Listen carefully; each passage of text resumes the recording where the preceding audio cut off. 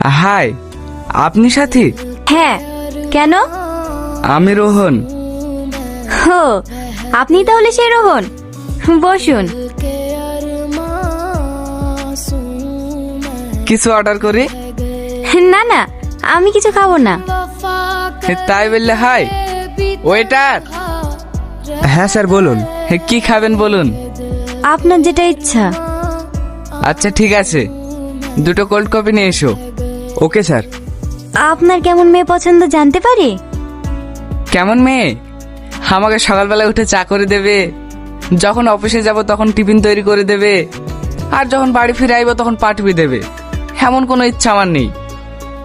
আমি চাই আমরা সারা জীবন বন্ধুর মতো থাকবো, তবে আমার মা বাবাকে ভালোবাসতে হবে। আপনার কি ইচ্ছা আছে আপনার হবু হাজবেন্ডের কাছে?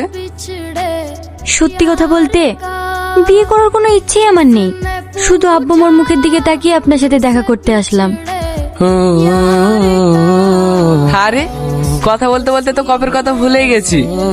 এই নিন।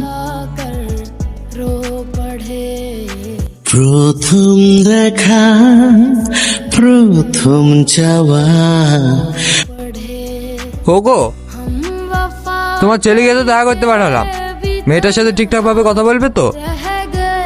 আরে ওলি, তুমি চিন্তা করো না, আমার ছেলে অনেক সাহসী। সে তো দেখলেই বোঝা যায়, মেয়েদের সামনে কথা বলতে গেলে ওর হাঁটু কাঁপে। আর তোমার, আমাকে যেদিন প্রথম দেখতে গেছিলা সেদিন তো তোমার মুখ দিয়ে কথা বেরোচ্ছিল না।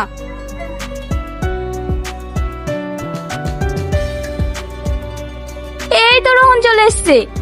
কিরে, মেয়ে পছন্দ হয়েছে তো? তোমরা তো দেখিছো, আমাকে আবার পাঠানোর কি দরকার ছিল বলো তো? বিয়ে তো করবি তুই, পছন্দ তো তোকে করতে হবে। বল, পছন্দ হয়েছে? আব্বা, আপনি বুঝতে পারছেন না? পছন্দ হয়েছে বলেই তো কিছু বলছে না। ঠিক আছে, তাহলে সামনে শুক্রবারে ওদের বাড়ি যাব। অফিসে ছুটি নিয়ে নিস। আর লজ্জা করতে হবে না, লাও চারটি খেয়ে লাও।